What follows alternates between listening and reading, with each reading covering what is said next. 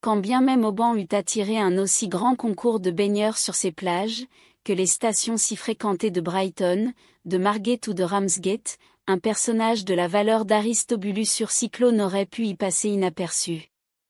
Auban, sans se placer à la hauteur de ses rivales, est une ville de bain fort recherchée des oisifs du Royaume-Uni. Sa situation sur le détroit de Mull, à l'abri des vents d'ouest dont l'île Cara arrête l'action directe, attire nombre d'étrangers. Les uns viennent se retremper dans ces eaux salutaires, les autres s'y installent comme en un point central, d'où rayonnent les itinéraires pour Glasgow, Inverness et les plus curieuses îles des Hébrides. Il faut ajouter ceci, c'est qu'Auban n'est point, ainsi que tant d'autres stations balnéaires, une sorte de cours d'hôpital. La plupart de ceux qui veulent y passer la saison chaude sont bien portants, et on ne risque pas, comme en certaines villes d'eau, d'y faire son whist avec 2 malades et un mort. Auban compte à peine 150 ans d'existence. Elle offre donc dans la disposition de ses places, l'agencement de ses maisons, le percement de ses rues, un cachet tout moderne. Cependant l'église, sorte de construction normande, surmontée d'un joli clocher, le vieux château de Dunolly, habillé de lierre dont la masse se dresse sur un roc détaché de sa pointe nord, son panorama d'habitations blanches et de villas multicolores, qui s'étagent sur les collines de l'arrière-plan, enfin les eaux tranquilles de sa baie, sur lesquelles viennent mouiller d'élégants yachts de plaisance, tout cet ensemble présente un pittoresque coup d'œil. Cette année-là, en ce mois d'août, les étrangers, touristes ou baigneurs, ne manquaient pas à la petite ville d'Auban. Sur les registres de l'un des meilleurs hôtels, depuis quelques semaines déjà, on pouvait lire entre autres noms, plus ou moins illustres, le nom d'Aristobulus sur Cyclo, de Dumfries, Basse-Écosse. C'était un personnage de 28 ans, qui n'avait jamais été jeune et probablement ne serait jamais vieux. Il était évidemment né à l'âge qu'il devait paraître avoir toute sa vie. De tournure, ni bien ni mal, de figure très insignifiant, avec des cheveux trop blonds pour un homme. Sous ses lunettes, l'œil sans regard du myope, un nez court, qui ne semblait pas être le nez de son visage. Des 130 000 cheveux que doit porter toute tête humaine, d'après les dernières statistiques, il ne lui en restait plus guère que 60 000. Un collier de barbe encadrait ses joues et son menton, ce qui lui donnait une face quelque peu simiesque. S'il avait été un singe, c'eût été un beau singe, peut-être celui qui manque à l'échelle des darwinistes pour raccorder l'animalité à l'humanité. Aristobulus sur Cyclo était riche d'argent et encore plus riche d'idées. Trop instruit pour un jeune savant, qui ne sait qu'ennuyer les autres de son instruction universelle, gradué des universités d'Oxford et d'Édimbourg, il avait plus de sciences physiques, chimiques, astronomiques et mathématiques que de littérature. Au fond, très prétentieux, il ne s'en fallait de presque rien qu'il ne fût un sot. Sa principale manie, ou sa monomanie comme on voudra, c'était de donner à tort et à travers, l'explication de tout ce qui rentrait dans des choses naturelles, enfin une sorte de pédant, de relation désagréable. On ne riait pas de lui, parce qu'il n'était pas risible, mais peut-être s'en riait-on, parce qu'il était ridicule. Personne n'eût été moins digne que ce faux jeune homme de s'approprier la devise des francs-maçons anglais, Audi, vide, tasse. Il n'écoutait pas, il ne voyait rien, il ne se taisait jamais. En un mot, pour emprunter une comparaison qui est de circonstance dans le pays de Walter Scott, Aristobulus sur Cyclo, avec son industrialisme tout positif, rappelait infiniment plus le bailli Nicol Jarvie que son poétique cousin Rob Roy MacGregor. Et quelle fille des Highlands, sans en excepter Miss Campbell, n'eût préféré Rob Roy à Nicol Jarvie? Tel était Aristobulus sur Cyclo. Comment les frères Melville avaient-ils pu s'enticher de ce pédant, au point d'en vouloir faire leur neveu par alliance? Comment avait-il plu à ces dignes sexagénaires? Peut-être uniquement parce qu'il était le premier qui leur eût fait une ouverture de ce genre à propos de leur nièce. Dans une sorte de ravissement naïf, le frère Sam et le frère Sib s'étaient dit, sans doute. Voilà un jeune homme riche, de bonne famille, libre de la fortune que les héritages de ses parents et de ses proches ont accumulée sur sa tête, de plus extraordinairement instruit. Ce sera un excellent parti pour notre chère Helena, ce mariage ira tout seul, et les convenances y sont, puisqu'il nous convient. Là-dessus, ils s'étaient offert une bonne prise, puis ils avaient refermé la tabatière commune avec un petit bruit sec, qui semblait dire « Voilà une affaire faite ». Aussi les frères Melville se regardaient-ils comme très malins d'avoir, grâce à cette bizarre fantaisie du rayon vert, amené Miss Campbell à Auban. Là, sans que cela parût avoir été préparé, elle pourrait reprendre avec Aristobulus sur Cyclo la suite des entrevues que son absence avait dû momentanément suspendre. C'était pour les plus beaux appartements de Caledonian Hotel que les frères Melville et Miss Campbell avaient échangé le cottage d'Elansburg. Si leur séjour devait se prolonger à Auban, peut-être serait-il convenable de louer quelques villas sur les hauteurs qui dominent la ville, mais, en attendant, avec l'aide de Dame Bess et de Partridge, tous étaient confortablement installés dans l'établissement de Maître Macfin. On verrait plus tard. C'est donc du vestibule de Caledonian Hotel, situé sur la plage, presque en face de l'estacade, que les frères Melville sortirent dès 9 heures du matin, le lendemain même de leur arrivée. Miss Campbell reposait encore dans sa chambre du premier étage, sans se douter que ses oncles allaient à la recherche d'Aristobulus sur Cyclo. Ces deux inséparables descendirent sur la plage, et sachant que leur prétendant demeurait dans l'un des hôtels bâtis au nord de la baie, ils se dirigèrent de ce côté. Il faut bien admettre qu'une sorte de pressentiment les guidait. En effet, 10 minutes après leur départ, Aristobulus sur Cyclo, qui faisait sa promenade scientifique de chaque matin en suivant le dernier relais de la marée, les rencontrait et échangeait avec eux une de ces poignées de main banales et purement automatiques. « Monsieur Urcyclo » dirent les frères Melville. « Messieurs Melville » répondit Aristobulus, de ce ton de commande qui joue la surprise. « Messieurs Melville, ici, à Auban » ? Depuis hier soir, dit le frère Sam. Et nous sommes heureux, monsieur Urcyclo, de vous voir en parfaite santé, dit le frère Sib. Ah, fort bien, messieurs. Vous connaissez sans doute la dépêche qui vient d'arriver ? La dépêche, dit le frère Sam. Est-ce que le ministère Gladstone serait déjà ?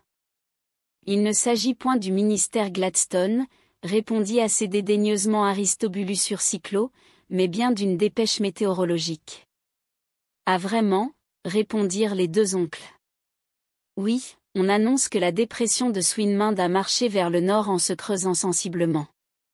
Son centre est aujourd'hui près de Stockholm, où le baromètre, en baisse d'1 pouce, soit 25 mm, pour employer le système décimal en usage chez les savants, marque seulement 28 pouces et 6 dixièmes, soit 726 mm. Si la pression varie peu en Angleterre et en Écosse, elle a baissé d'1 dixième hier à Valencia et de 2 dixièmes à Stornoway. Et de cette dépression, demanda le frère Sam. Il faut conclure ? Ajouta le frère Sib. Que le beau temps ne se maintiendra pas, répondit Aristobulus sur Cyclo, et que le ciel, se chargeant bientôt avec les vents du sud-ouest, nous apportera les vapeurs du nord Atlantique. Les frères Melville remercièrent le jeune savant de leur avoir fait connaître ces intéressants pronostics, et en déduisirent que le rayon vert pourrait bien se faire attendre, ce dont ils ne furent pas autrement fâchés, puisque ce retard prolongerait leur séjour à Auban. « Et vous êtes venus, messieurs » demanda Aristobulus sur Cyclo, après avoir ramassé un silex qu'il examina avec une extrême attention. Les deux oncles se gardèrent bien de le troubler dans cette étude. Mais lorsque le silex eut été accroître la collection que renfermait déjà la poche du jeune savant. « Nous sommes venus avec le dessein bien naturel de passer quelque temps ici, dit le frère Sib. Et nous devons ajouter, dit le frère Sam, que Miss Campbell nous a accompagnés. Ah, Miss Campbell, répondit Aristobulus sur Cyclo. Je crois que ce silex est de l'époque gaélique, il s'y trouve des traces, en vérité, je serais enchanté de revoir Miss Campbell. Des traces de fer météorique. Ce climat, remarquablement doux, lui fera le plus grand bien. Elle se porte à merveille, d'ailleurs, fit observer le frère Sam, et n'a nul besoin de refaire sa santé. Il n'importe, reprit Aristobulus sur Cyclo. Ici, l'air est excellent, 0,21 d'oxygène, et 0,79 d'azote, avec un peu de vapeur d'eau, en quantité hygiénique. quant à l'acide carbonique, à peine quelques vestiges. Je l'analyse tous les matins. Les frères Melville voulurent voir là une aimable attention à l'adresse de Miss Campbell. Mais, demanda Aristobulus sur Cyclo, si vous n'êtes point venus à Auban pour des raisons de santé, messieurs, puis-je savoir pourquoi vous avez quitté votre cottage d'Elansburg? Nous n'avons aucune raison de vous cacher, étant donné la situation où nous sommes, répondit le frère Sib. Dois-je voir dans ce déplacement, reprit le jeune savant en interrompant la phrase commencée, un désir, tout naturel d'ailleurs, de me faire rencontrer avec Miss Campbell, en des conditions où nous pourrons mieux apprendre à nous connaître, c'est-à-dire à nous estimer? Sans doute, répondit le frère Sam. Nous avons pensé que, de cette façon, le but serait plus vite atteint. Je vous approuve, messieurs, dit Aristobulus sur Cyclo. Ici, sur ce terrain neutre, Miss Campbell et moi, nous pourrons à l'occasion, causer des fluctuations de la mer, de la direction des vents, de la hauteur des lames, de la variation des marées, et autres phénomènes physiques qui doivent l'intéresser au plus haut point. Les frères Melville, après avoir échangé un sourire de satisfaction, s'inclinèrent en signe d'assentiment. Ils ajoutèrent qu'à leur retour au cottage d'Elansburg, ils seraient heureux de recevoir leur aimable hôte à un titre plus définitif. Aristobulus sur Cyclo répondit qu'il en serait d'autant plus heureux, que le gouvernement faisait exécuter en ce moment d'importants travaux de dragage sur la Clyde, précisément entre Elansburg et Greenock, travaux entrepris dans des conditions nouvelles, au moyen d'engins électriques. Donc, une fois installés au cottage, ils pourraient en observer l'application et en calculer le rendement utile. Les frères Melville ne purent que reconnaître combien cette coïncidence était favorable à leur projet. Pendant les heures inoccupées au cottage, le jeune savant serait à même de suivre les diverses phases de ce très intéressant travail. Mais, demanda Aristobulus sur Cyclo, vous avez sans doute imaginé quelques prétextes pour venir ici, car Miss Campbell ne s'attend sans doute pas à me rencontrer à Auban? En effet, répondit le frère Sib, et ce prétexte, c'est Miss Campbell elle-même qui nous l'a fourni. Ah, fit le jeune savant, et quel est-il? Il s'agit d'observer un phénomène physique dans certaines conditions qui ne se présentent pas à Elansburg. Vraiment messieurs, répondit Aristobulus sur Cyclo, en assujettissant du doigt ses lunettes. Cela prouve déjà qu'entre Miss Campbell et moi il existe quelques affinités sympathiques. Puis-je savoir quel est ce phénomène dont l'étude ne pouvait se faire au cottage? Ce phénomène, c'est tout simplement le rayon vert, répondit le frère Sam. Le rayon vert, dit Aristobulus sur Cyclo, assez surpris, je n'ai jamais entendu parler de cela. Oserais-je vous demander ce que c'est que le rayon vert? Les frères Melville expliquèrent de leur mieux en quoi consistait ce phénomène, que le Morning Post avait dernièrement signalé à l'attention de ses lecteurs. Fit Aristobulus sur Cyclo, ce n'est là qu'une simple curiosité sans grand intérêt, qui rentre dans le domaine un peu trop enfantin de la physique amusante. Miss Campbell n'est qu'une jeune fille, répondit le frère Sib, et elle paraît attacher une importance exagérée sans doute, à ce phénomène.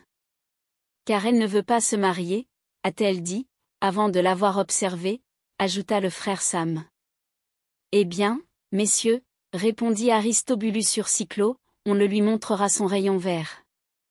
Puis, tous trois, suivant le petit chemin dessiné à travers les prairies qui bordent la grève, revinrent vers Caledonian Hotel. Aristobulus sur Cyclo ne perdit point cette occasion de faire observer aux frères Melville combien l'esprit des femmes se plaît aux frivolités, et il déduisit à grands traits tout ce qu'il y aurait à faire pour relever le niveau de leur éducation mal comprise, non qu'il pensât que leur cerveau, moins fourni de matière cérébrale que celui de l'homme, et très différent dans l'agencement de ses lobes, pût jamais arriver à l'intelligence des hautes spéculations. Mais sans aller jusque-là, peut-être parviendrait-on à le modifier par un entraînement spécial, bien que, depuis qu'il y a des femmes au monde, jamais aucune ne se fût distinguée par une de ces découvertes qui ont illustré les Aristote, les Euclide, les Hervé, les Hahnemann, les Pascal, les Newton, les Laplace, les Arago, les Humphrey Davy, les Edison, les Pasteur, etc. Puis il se lança dans l'explication de divers phénomènes physiques, et discourut de Omnire Sibylle, sans plus parler de Miss Campbell. Les frères Melville l'écoutaient honnêtement, d'autant plus volontiers qu'ils eussent été incapables de glisser un seul mot à travers ce monologue sans alinéa qu'Aristobulus Cyclo ponctuait de impérieux et pédagogique. Ils arrivèrent ainsi à une centaine de pas de Caledonian Hôtel et s'arrêtèrent un instant afin de prendre congé les uns des autres. Une jeune personne était en ce moment à la fenêtre de sa chambre. Elle semblait toute affairée, toute décontenancée même. Elle regardait en face, à gauche, à droite, et paraissait chercher des yeux un horizon qu'elle ne pouvait voir. Tout à coup, Miss Campbell, c'était elle, aperçut ses oncles. Aussitôt, la fenêtre de se fermer vivement, et quelques instants après, la jeune fille arrivait sur la grève, les bras à demi croisés, la figure sévère, le front chargé de reproches. Les frères Melville se regardèrent. À qui en avait Helena? Était-ce la présence d'Aristobulus Cyclo qui provoquait ces symptômes d'une surexcitation anormale? Cependant le jeune savant s'était avancé et saluait mécaniquement Miss Campbell. Monsieur Aristobulus Cyclo, dit le frère Sam, en le présentant avec quelque cérémonie. Qui, par le plus grand des hasards, se trouve précisément à Auban, ajouta le frère Sib. Ah, monsieur Urcyclo? Et Miss Campbell lui rendit à peine son salut. Puis, se retournant vers les frères Melville, assez embarrassée et ne sachant quelle contenance tenir. Mes oncles, dit-elle sévèrement. Chère Helena, répondirent les deux oncles, avec une même intonation de voix visiblement inquiète. Nous sommes bien à Auban, demanda-t-elle. À Auban, certainement. Sur la mer des Hébrides? Assurément. Eh bien, dans une heure, nous n'y serons plus. Dans une heure? Je vous avais demandé un horizon de mer? Sans doute, chère fille. Auriez-vous la bonté de me montrer où il est? Les frères Melville, stupéfaits, se retournèrent. En face, aussi bien dans le sud-ouest que dans le nord-ouest, pas un seul intervalle n'apparaissait entre les îles du large, où le ciel et l'eau vinssent se confondre. Seille, Kerra, Kismore formaient comme une barrière continue d'une terre à l'autre. Il fallait bien en convenir, l'horizon demandé et promis manquait au paysage d'Auban.